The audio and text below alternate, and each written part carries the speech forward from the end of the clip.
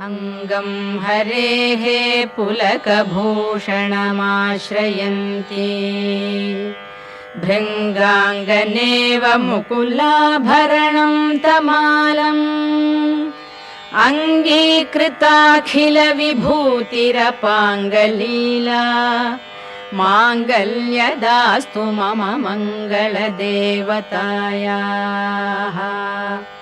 मुग्धा मुहुर्विदधती वदने मुरारेः प्रेमत्रपा प्रणिहितानि गतागतानि मालादृशोर्मधुकरीव महोत्पलेया सा मे श्रियं दिशतु सागरसम्भवायाः।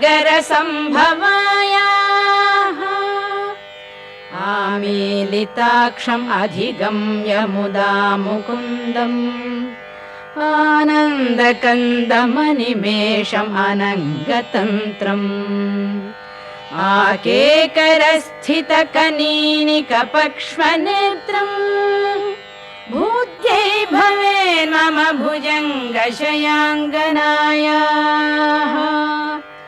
बाह्वन्तरे मधुजितश्रितकौस्तुभेया हारावलीव हरिनीलमयी विभाति कामप्रदा भगवतोऽपि कटाक्षमाला। कल्याणमावहतु मे कमलालयायाः। कालाम्बुदालिललितो रसिकैटभारेः धाराधरे स्फुरति या तडिदङ्गनेव मातुः समस्तजगतां महनीयमूर्तिः भद्राणि मे दिशतु भार्गवनन्दनायाः। प्राप्तं पदं प्रथमतः खलु यत्प्रभावात् माङ्गल्यभाजि मधुमाथिनि मन्मथेन मय्यापतेत् तदिह मन्थरमीक्षणार्धम् मन्दालसं च मकरालय कन्यकायाः। विश्वामरेन्द्रपदविभ्रमदानदक्षम् आनन्दहेतुरधिकं मुरविद्विषोऽपि ईशं निषीदतु मयि क्षणमीक्षणार्धम् इन्दीवरोदर सहोदरमिन्दिरायाः। इष्टाविशिष्टमतयोऽपि यया दयार्द्रदृष्ट्या त्रिविष्टपपदं सुलभं लभन्ते दृष्टिः प्रहृष्टकमलोदर दीप्तिरिष्टाम् पुष्टिं कृषिष्ट मम पुष्करविष्टरायाः। दद्याद्दयानुपवनो द्रविणाम्बुधाराम् अस्मिन्न किञ्चन विहङ्गशिशौ विषण्णे। दद्याद्दयानुपवनो द्रविणाम्बुधाराम् अस्मिन्न किञ्चन विहङ्गशिशौ विषण्णे। दुष्कर्म घर्ममपनीय चिराय दूरम् नारायण प्रणयिनी नयनाम्बुवाहः। गीर्देवदेति गरुडध्वज सुन्दरीति शाकम्भरीति शशिशेखर वल्लभेति सृष्टिस्थितिप्रलयकेलिषु संस्थितायै तस्यै नमस्त्रिभुवनैकगुरोस्तरुण्यै। श्रुत्यै नमोऽस्तु शुभकर्मफलप्रसूत्यै। रत्यै नमोऽस्तु रमणीयगुणार्णवायै। शक्त्यै नमोऽस्तु शतपत्रनिकेतनायै। पुष्ट्यै नमोऽस्तु पुरुषोत्तमवल्लभायै। नमोऽस्तु नालीकनिभाननायै। नमोऽस्तु दुग्धोदधि जन्मभूम्यै। नमोऽस्तु सोमामृतसोदरायै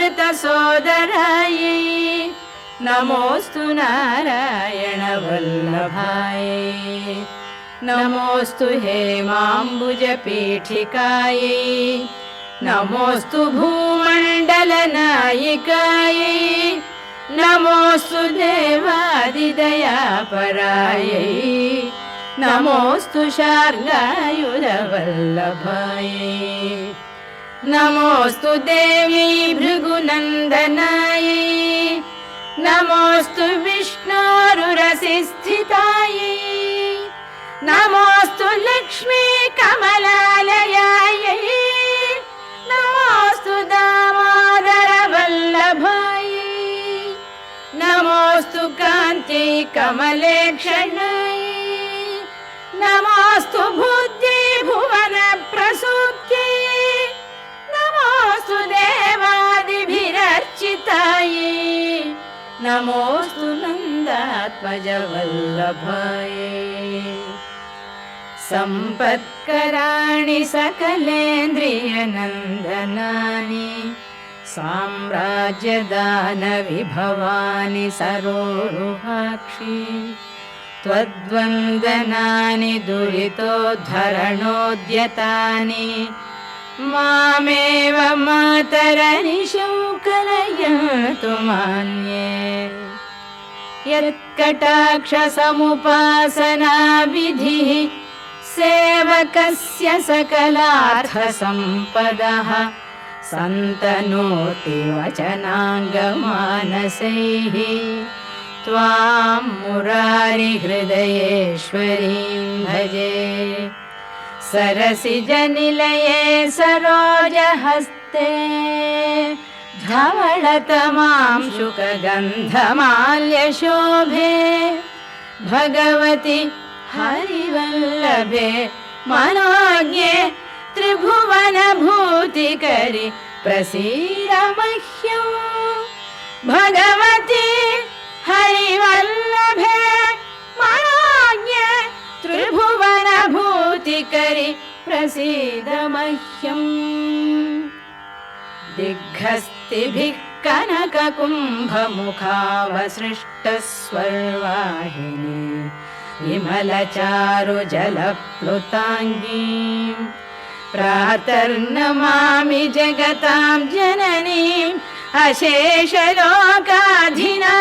गृहिणीम् अमृताब्धिपुत्रीम् कमले कमलाक्षवल्लभे त्वं करुणापूरतरङ्गितैरपाङ्गैः अवलोकय माम् अकिञ्चनानां प्रथमं पात्रम् अकृत्रिमं दयायाः स्तुवन्ति ये स्तुतिभिरमूभिरल्वघम् त्रयीमयीं त्रिभुवनमातरं रमाम् गुणाधिका गुरुतर भाग्यभागिनः भवन्ति ते भुवि बुध भाविता